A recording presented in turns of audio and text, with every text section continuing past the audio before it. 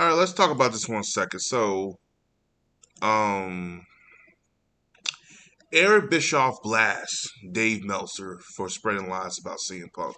So I want to address this because I have some stuff to say about this and the whole elite thing, and then I'm gonna go on with my day. So Eric Bischoff has an 83-week podcast. Excuse me. Well, everybody has a podcast now, but he has a podcast.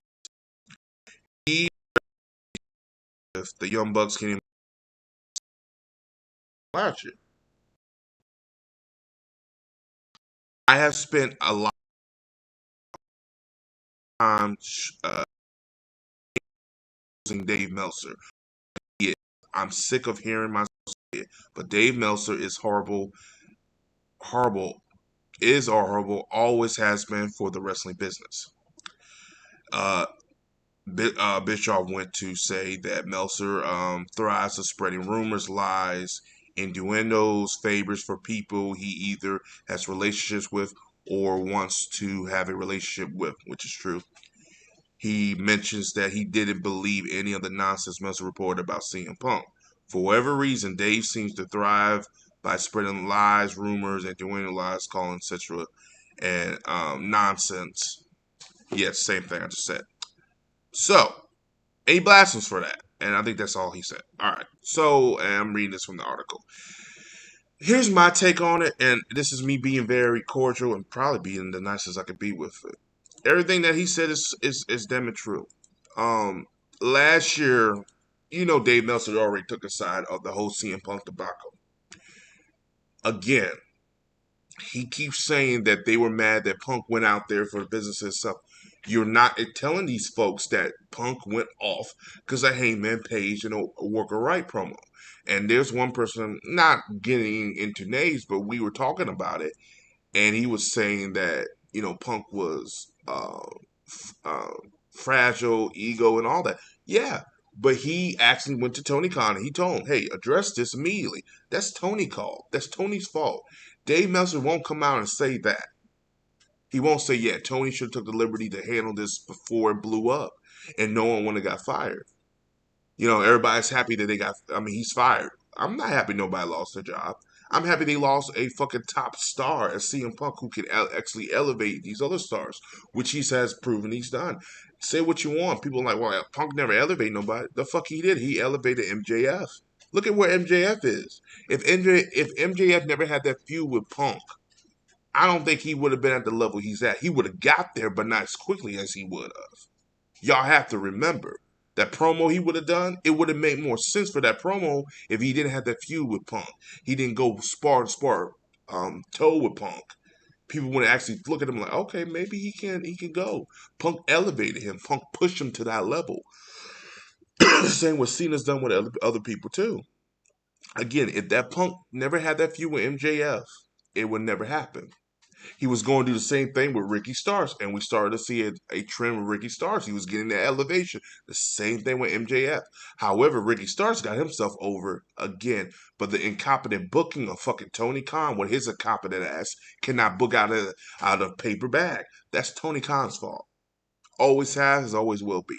But back to Dave Meltzer. Dave Meltzer spreading all these lies, all these bullshit, saying with CM Punk, this and that. Punk had an issue with this. Punk had an issue with this. Punk. It's like, what? What the fuck? And people say, well, they never had an issue before. Excuse me, I'm coughing right now. Yeah. Never had an issue before. They probably have had an issue. But see, it blew up, especially blew up because the Bucks went to Dave and told him that Punk got Colt Cabana moved. And Dave ran with it. Instead of Dave running with it, he said, how about me? Let me do my research. Because I haven't heard nothing going on with Punk lately and anything like that. I'm going to leave it alone. And then go back and do his research and actually go through. And hell, he could have called Tony Khan probably. And it's like, yo, I'm hearing that Punk moved Colt Cabana. This is true. And Tony would have probably, if you would have actually reached out to Tony Khan could clear that up too. Again, Tony Khan should clear that up when the story broke anyway. But again, Tony Khan's an incompetent. He is what it is. He should have never ran that story. Again, they know the issue that Punk Co had anyway. He should have never ran it, but he ran it anyway.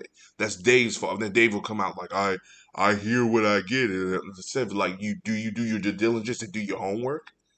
Because no one else reported it. Not Fightful, not nobody else. You were the only one because you had a fucking agenda. Because you're in the Bucks camp. Yet you want to give every one of these motherfuckers 5 fucking stars. And even now, there are matches back in the day that you actually gave 5 stars that I actually thought, well, maybe, yeah, this is a good 4-star match or whatever. It doesn't mean anything no more because you constantly give matches 5 stars like they're fucking candy. When back then it was actually like a good thing to get a 5-star because you never gave it that many. But Dave is, you can like what you like. But see, the problem I have with Dave Meltzer, and he knows this, is people really look to him as um his 5-star matches mean a lot to a lot of wrestlers. I think WWE has kind of dialed that back and stopped looking at him as a guru to wrestling, which is great because this is no guru. He's a fucking idiot. He's a fucking clown. He's a fucking moron. I do not like Dave Meltzer. Never have, never will. But his matches with Kenny Omega, I checked them out. I'm like, okay, this is actually a good match. But when you constantly give these matches over and outdo one matches after, I'm like, there's no way Kenny Omega Okada match at Wrestle Kingdom is better than the one that last match. It was longer, but it wasn't better. But it was a 6 stars. It was better because Kenny won. That's it. He gave the Young Bucks match, I think FTR match, they had it all in. A 5-star or 6 stars or something. And that match was nowhere better than the one they had previously. Everyone said that. Everyone was looking for that type of match, but it wasn't. He's a fucking clown. Eric Bischoff is right. He is the cancer of wrestling. He really is. He's a fucking tumor. It's killing the business.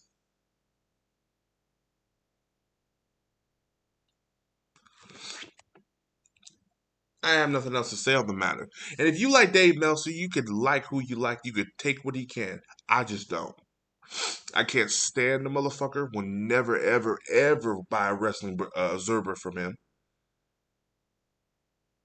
Like years when he was trashing TNA, and it's like was getting higher ratings than what AEW is getting, and TNA had actually storylines with actually good payoffs. I'm not saying their booking was good, it wasn't, but wrestling is about storylines, payoffs, and entertainment. AEW is all about the wrestling, which is fine, but where's the payoff? Like Joe and MJF got together. I was like, okay, cool. What's the payoff? That's all I care for because how this is going to further MJF character, how this is going to further Samoa Joe character, who's been television champion for almost 3 years, it feels like.